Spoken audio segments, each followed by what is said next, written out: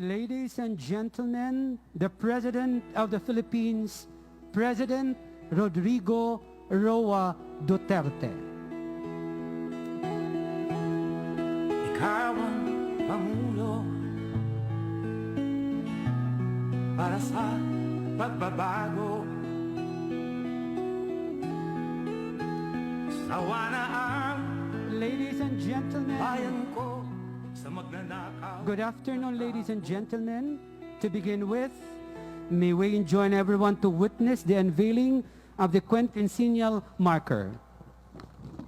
May we request the President to be assisted by Eastern Samar Governor Benny Vardone and Spanish Ambassador Jorge Sanchez to lead the unveiling of the marker. The marker reads, ang panandang pangkasaysayan ito ay pinasinayaan bilang ambag sa paggunita ng 500 anibersaryo ng unang pag-ikot sa daigdig. Ladies and gentlemen, the marker.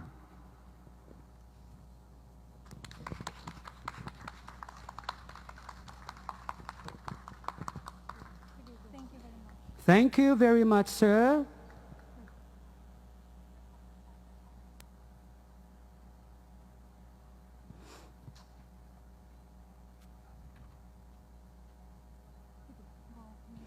May we now invite the President to lead the ceremonial switch on of the electricity in Homonon Island. He will be assisted by Presidential Assistant for the Visayas, John Lloyd Dino, and Governor Ben Ivardone. The President granted the request for funds for the electrification of remote barangays in Eastern Samar and one is Homonon Island.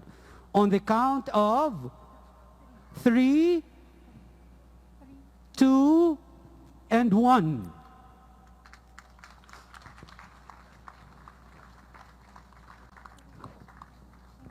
Thank you very much, Mr. President. Now, may we request the Postmaster General of the Philippine Postal Corporation, Norman Fulgencio, to present the Murillo Velarde map circa 1734 commemorative stamp to President Rodrigo Duterte.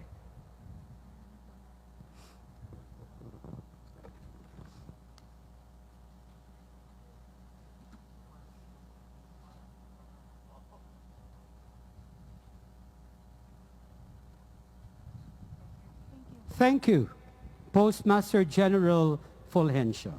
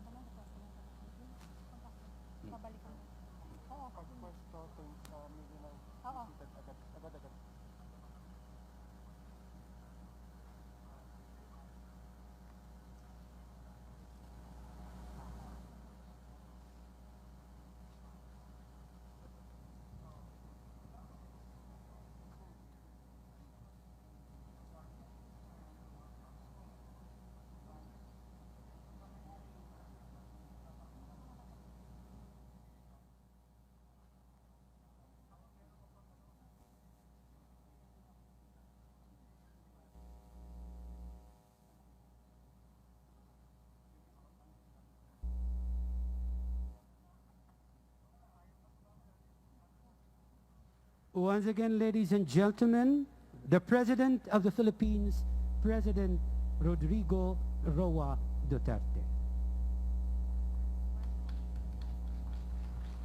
Good afternoon, ladies and gentlemen. Welcome to the 500th anniversary of the Philippine part in the First Circumnavigation of the world. To start, may we call on Guiuan Mayor Annalisa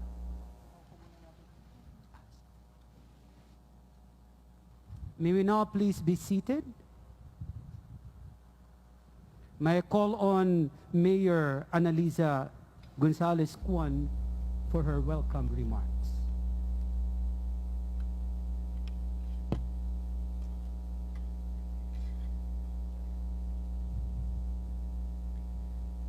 Our beloved President, President Rodrigo Roa Duterte, other distinguished guests, mga kasama ko sa gobyerno, hinigugma ko nga mga giwananon nga akon ginsiserbihan, good afternoon. On behalf of the municipality of Guiuan, it is my pleasure and pride to welcome you all to this beautiful, historic town with hospitable and magnanimous people. 500 years ago to the day, March 18, 1521, our Suluan ancestors' reception of the tired, hungry, and sick Magellan Elcano crew was very instrumental in the success of the first circumnavigation of the world, a great human achievement, scientifically, culturally, and historically. After a very arduous voyage crossing the Pacific Ocean that was never before traveled, where their maps were useless, where they saw nothing but water and sky, Antonio Pigafetta wrote, "No one in the future would dare to undertake such a voyage." And Sebastian Elcano said, 3 months and 20 days, we did not find any island, but 2 small islands, Suluan and Humonhon, here in Guiuan. Starving and parched, they finally landed on Humonhon and were visited by our Suluan ancestors.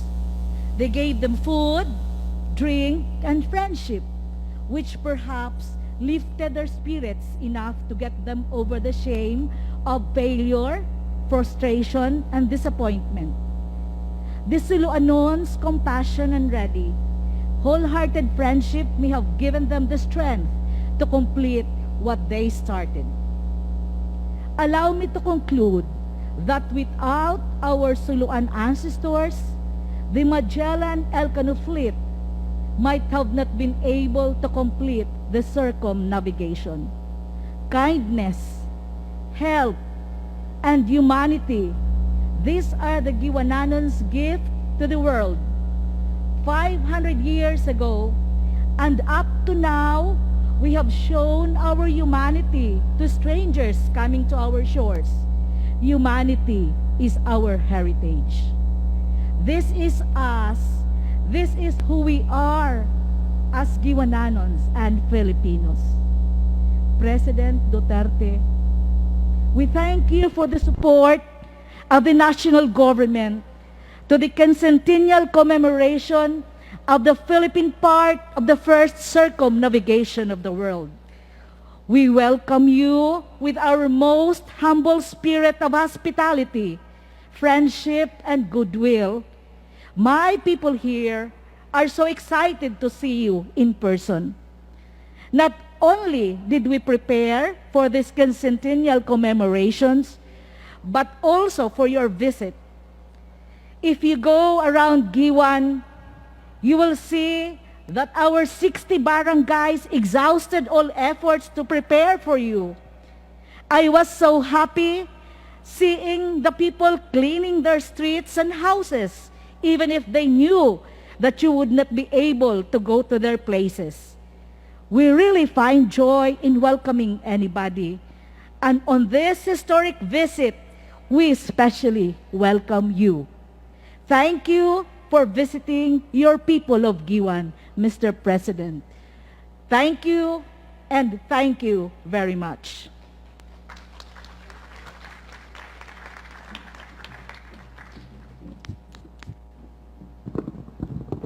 Thank you very much, Mayor Annalisa Gonzalez Cuan. May we now listen to the message of the Governor of Eastern Samar, Ben Ibardone.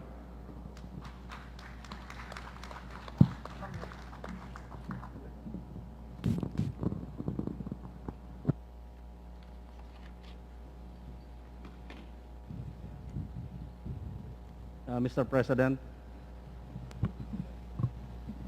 the Spanish ambassador and members of the diplomatic community, members of the cabinet, other national government officials, local government officials, ladies and gentlemen, magandang hapon po sa inyo lahat.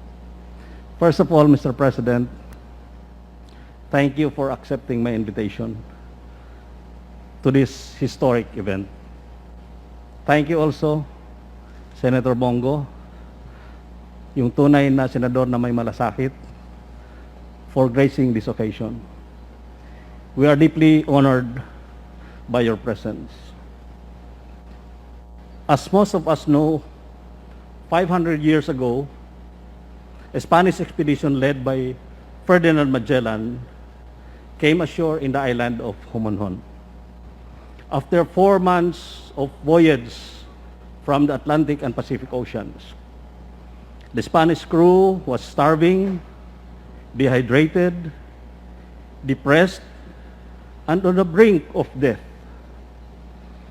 Our ancestors in Homonhon Island had no clue what brought the Spaniards there. Are they being invaded? The thought must have crossed their minds.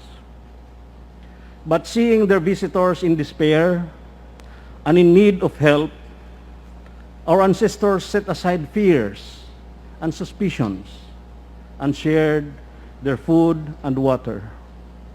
They brought comfort to those in need and helped the visitors back on their feet.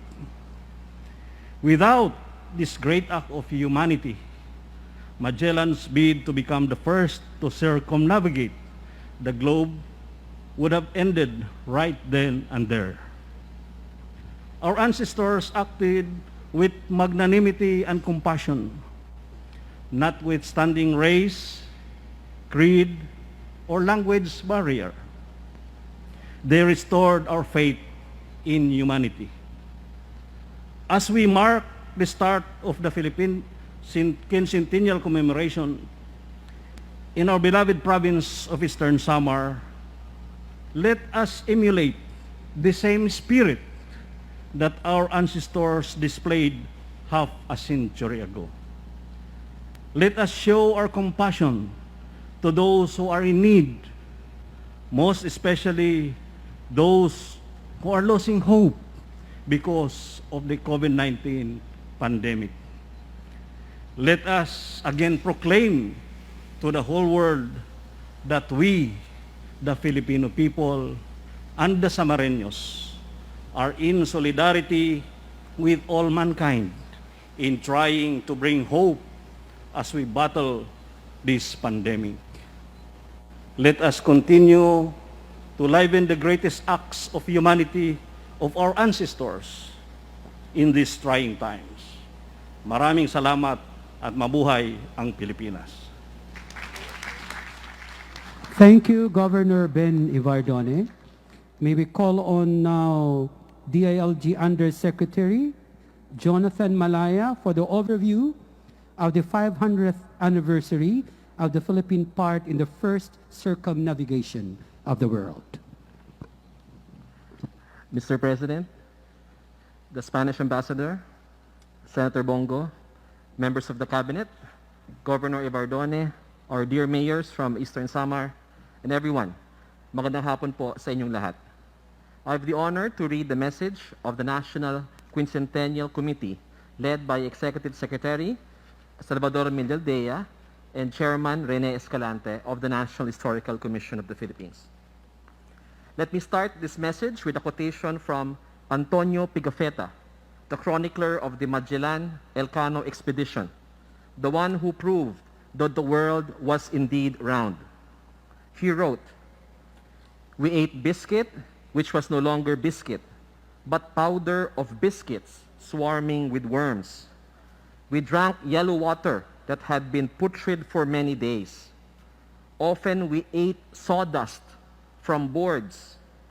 The gums of both the lower and upper teeth of some of our men swelled, so that they could not eat under any circumstances, and therefore died.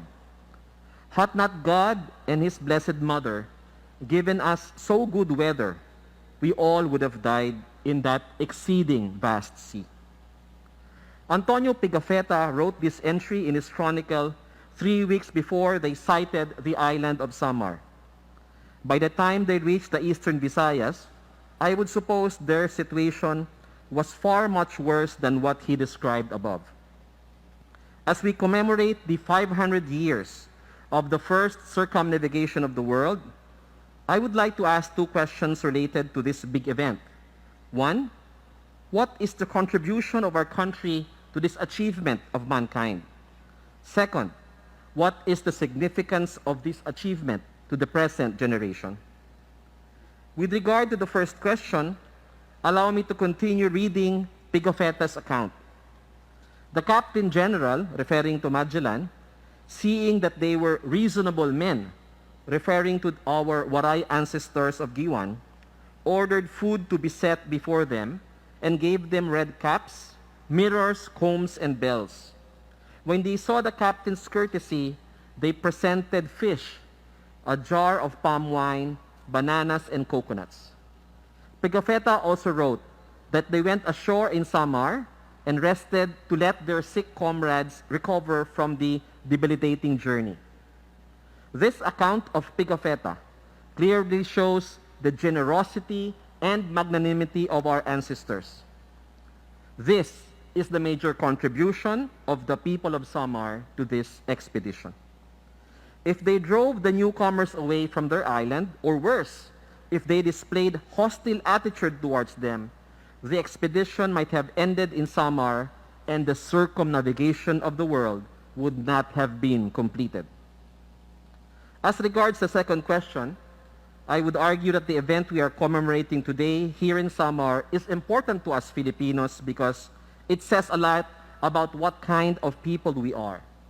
What transpired in Samar 500 years ago clearly showed that we, Filipinos, are generous, kind-hearted, and always willing to help those who are in need, regardless of race and citizenship. This is the reason why the National Quincentennial Committee, under the able leadership of Executive Secretary Mejaldea and Chairman Rene Escalante of the National Historical Commission of the Philippines, chose humanity as one of the themes of the 2021 Quincentennial celebrations. History is replete with episodes showing the Filipino heritage of magnanimity and compassion. We extended the same to the Chinese who fled their country during the Opium Wars and during the Cultural Revolution in China. We did the same to the Jewish refugees who were persecuted by the Nazis in 1939, one of the few countries to do so. Filipinos also extended assistance to the White Russians who fled their country during the reign of Joseph Stalin in 1949. And surprisingly, they found a new home here in this very town of Guiuan. In the 1970s, the Philippines offered refugee centers to Vietnamese boatmen who fled their country after the fall of Saigon. And most recently, our very own President Duterte, in a gathering of agrarian reform beneficiaries in Cotabato last December 23, echoed the same magnanimity to the Rohingyas who are being persecuted in Myanmar and Bangladesh. The President offered safe haven to the Rohingyans, and it came at a time when they were looking for a better life and peaceful living conditions. As we commemorate the 500th anniversary of the first circumnavigation of the world, let us once again promote the Filipino heritage of magnanimity and hospitality, but mindful of our sovereignty and security. These values we are espousing, this quincentennial, serve as ego booster to each and every Filipino in this time of pandemic, a driver of confidence to foreign domestic tourists to come and enjoy the beauty and heart of the Filipino, and a reminder to the whole world how compassionate we are, especially our overseas Filipino workers. We also dedicate this quincentennial to our medical frontliners who offer not only their skills and knowledge in combating an invisible enemy, but their heart and willingness to attend to the medical needs of our sick brothers and sisters. We also need to remind our business leaders to be extra considerate and generous to our countrymen who lost their livelihood in this pandemic. As the theme song of the 2021 Quincentennial, titled Bagani, says, "Mandirigmang Pilipino, dakila ang lahi ko, bayaning Pilipino sa makabagong panahon." Thank you at mabuhay ang Republika ng Pilipinas. Thank you so much, Secretary Jonathan Malaya. At this point, may we call on the Secretary of the Department of Labor and Employment, Secretary Silvestre Bello III, to introduce our guests of honor.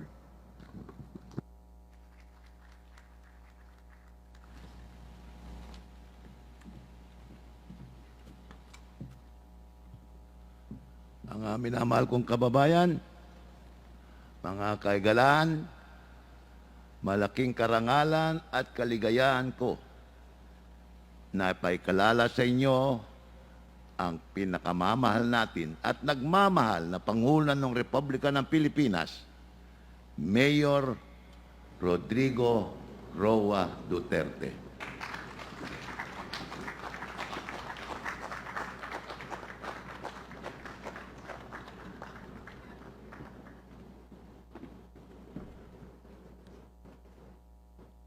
Kindly sit down. Thank you.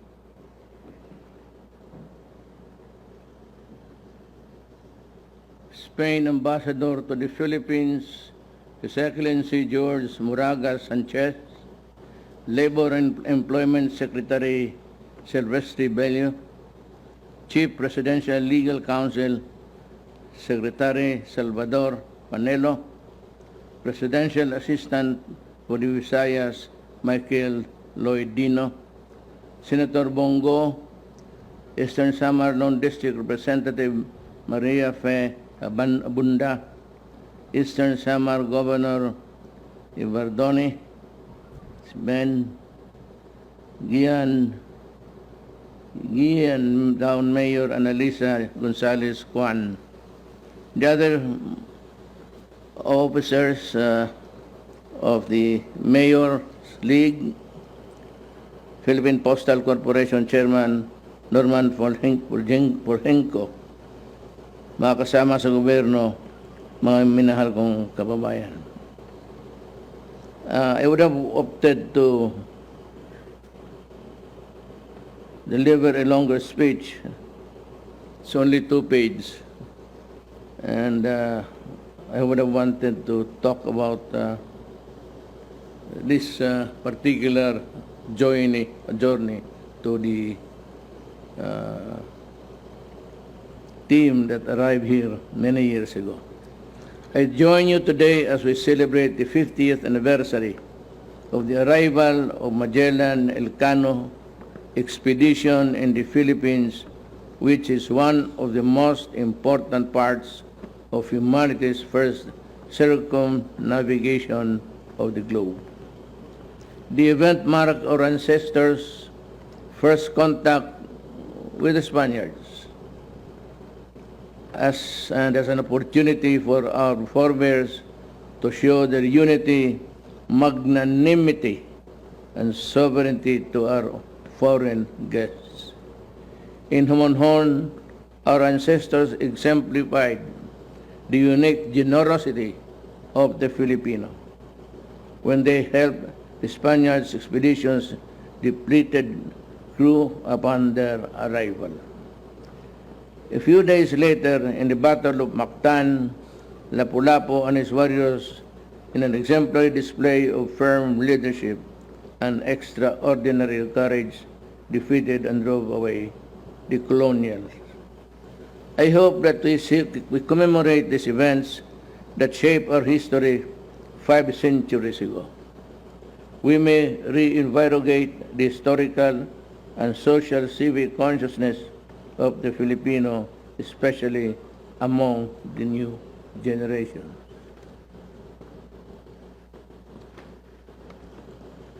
Let us therefore all take part in this 2021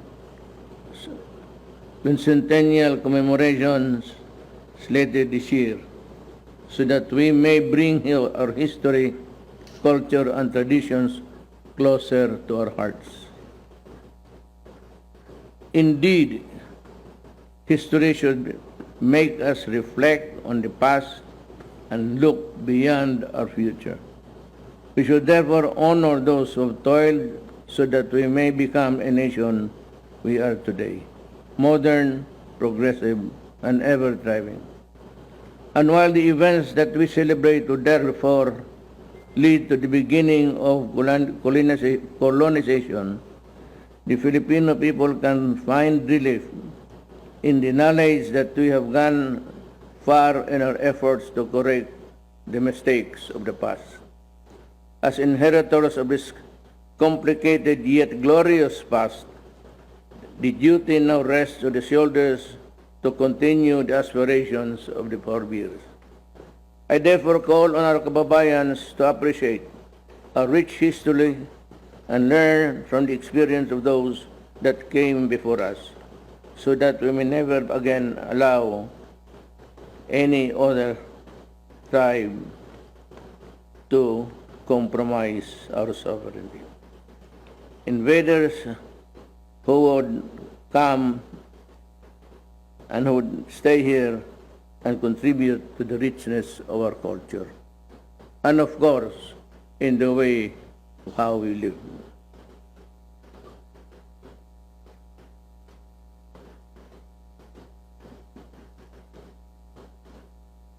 It says here, thank you at mabuhay, sambayan ng Pilipino.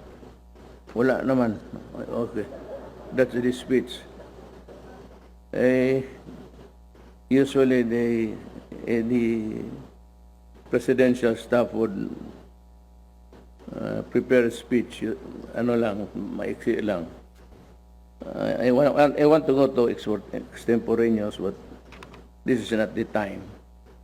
It is enough that we are here upon the invitation of the governor.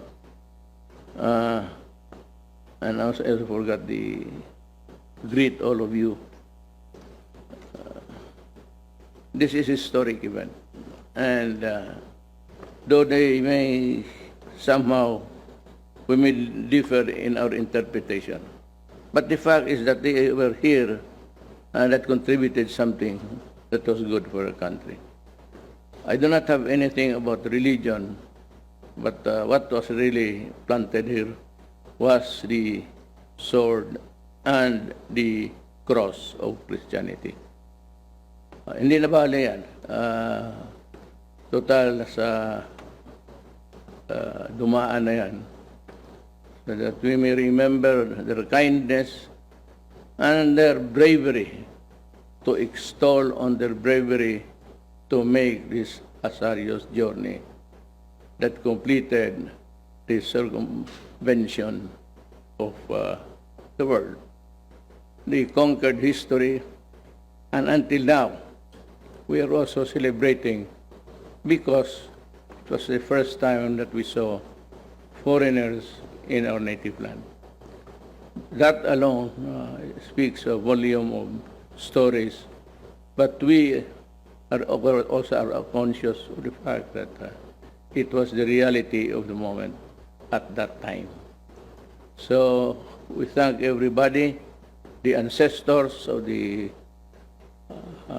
Spaniards who came here, and we hope that this event was further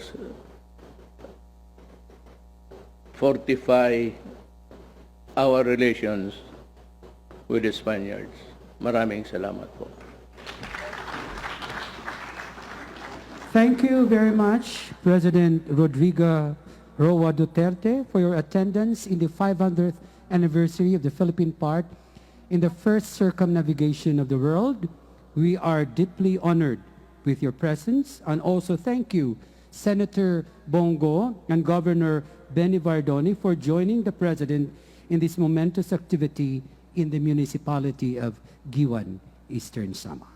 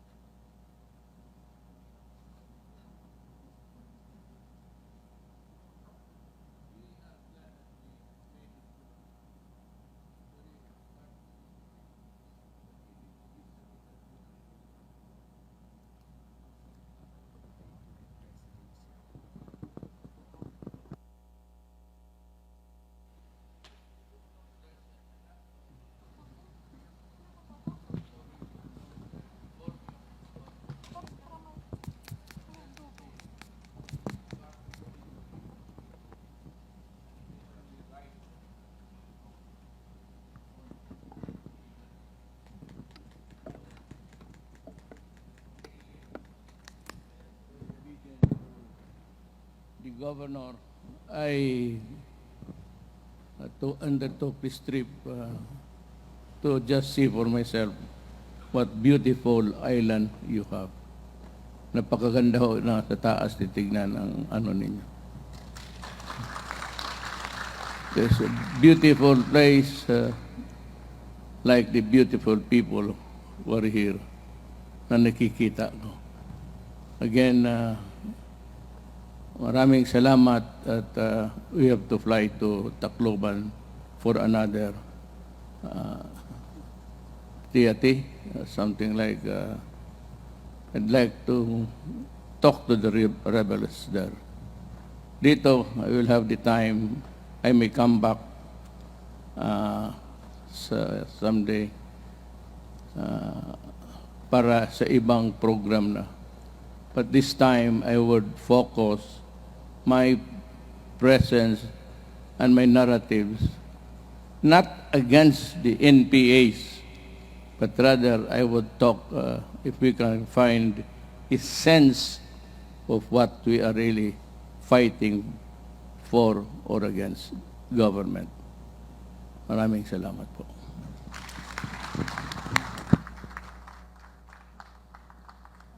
Again, ladies and gentlemen, the President of the Philippines, President Rodrigo Duterte.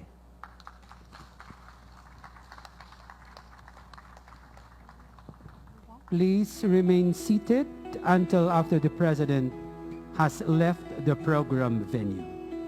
Again, we request everyone to please remain seated until after the President has left the venue. Thank you, everyone. Para sa pagbabago, sawa na ang bayan ko sa magnanakaw na tao.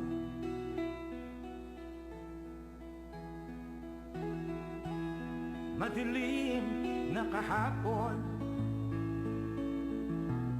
ikaw ang mag-aahon. Sa piling mo, di ko mawawala ang korupsyon.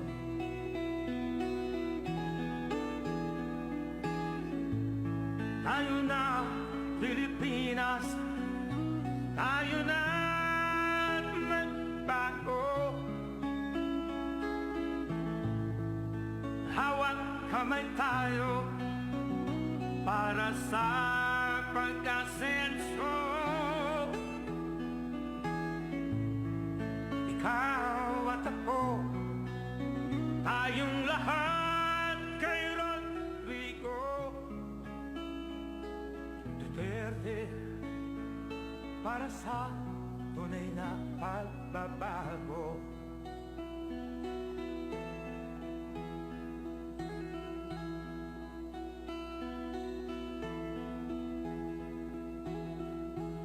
Masdan mo ang paligid, alamak mga krimen, rape, droga at mga nakawan, dapat nga mapigilan.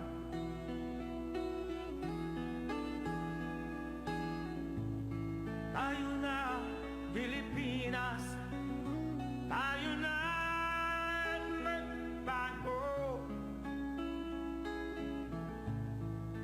Hawak kamay tayo para sa pag-asenso. Ikaw at ako, tayong lahat kay Rodrigo Duterte, para sa tunay na pagbabago. Why am I here? I am here because I love my country and I love the people of the Philippines. Ikaw at ako, tayong lahat kay Rodrigo Duterte, para sa tunay na pagbabago. Mandiri